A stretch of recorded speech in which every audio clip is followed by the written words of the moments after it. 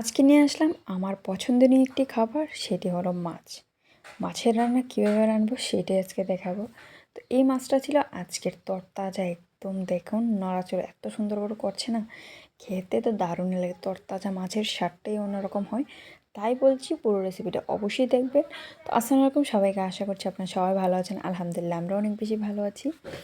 তো সকাল সকাল বাবা সব সময় মাছ নিয়ে আসে। মাছ নিয়ে যে এত বেশি বাবার অবসেশন আছে না, কি বলবো আপনাদের, প্রতিদিন মাছ লাগে ওনার।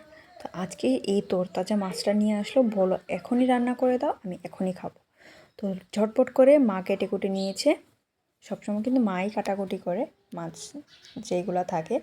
তো এগুলাকে প্রথম পরিষ্কার করে ধুয়ে টুয়ে নিয়ে আসলাম। নিয়ে আসার পর তারপর একটু স্মেলটার জন্য একটু লেবু দিলাম। আর লেবুটা ছিল পুরো গন্ধরাজ।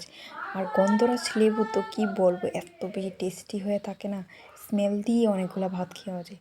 তো এখন গন্ধরাজের কথা বাদই দিলাম, প্রথমে মাছটাকে এখন আমি এটাকে সুন্দর করে প্রায় 10 মিনিট বা আধা ঘন্টার জন্য ভিজিয়ে রাখলেও ভালো হবে। আপনার যতটুকু প্রয়োজন ততটুকুই ভিজাবেন। তারপর এটাকে উঠিয়ে নিলাম। উঠিয়ে নেওয়ার পর তারপরে এখানে দিয়ে দিব, ভালো করে 2বার করে জলে ধুয়ে দিবে। তারপর দেখবেন অন্য একটা মানে গন্ধরাজের স্মেল আসছে, কি বলবো। তারপর গরম গরম তেলের মধ্যে লবণ আর একটু হলুদ মেখে ডাইরেক্ট তেলের মধ্যে দিয়ে দিবেন, দিয়ে লাল লাল করে ভেজে নেবেন। আর এই মাছগুলোর না একটা জিনিস ভালো হয়ে থাকে, যে মাছগুলোর কাটা কম থাকে, সেটা আমি অনেক বেশি ভালোবাসি।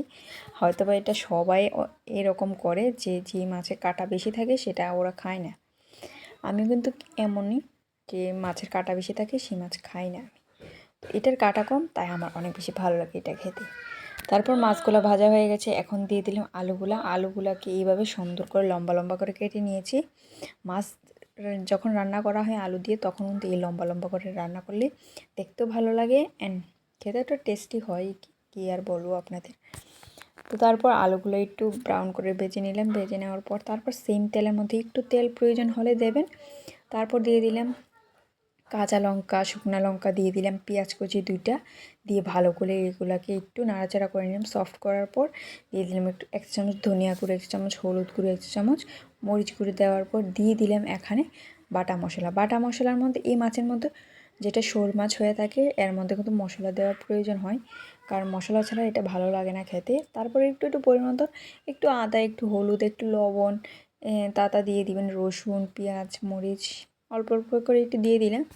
দিয়ে দেওয়ার পর এটাকে ভালো করে আমরা আলুর সাথে মিক্স করার পর একটু ঝোল দিয়ে এটাকে একটু কষিয়ে নিলাম ভালো করে। যতটুকু কষাবেন ততটুকু টেস্টি হয়ে থাকে। তারপর দিয়ে দিলাম পরিমতন ঝোলটা আমরা কিন্তু ঝোল অনেক বেশি পছন্দ করে থাকি। আর যারা আপনারা আমাদের ভিডিওটি নতুন দেখছেন, অবশ্যই আমাদের চ্যানেলটিকে সাবস্ক্রাইব করে দেবেন নতুন ভিডিও দেখার জন্য। এদিকে ঝোলটাও রেডি হয়ে গেছে। তারপর মাছগুলোও দিয়ে দিলাম। দিয়ে দেওয়ার পর ফুটিয়ে নিলাম 5 মিনিটের জন্য। এই তো রেডি হয়ে গেছে আমাদের শোল মাছের ঝোল। তো আজকে এই পর্যন্তই। ভালো লাগলে অবশ্যই লাইক কমেন্ট শেয়ার করবেন। Thank you.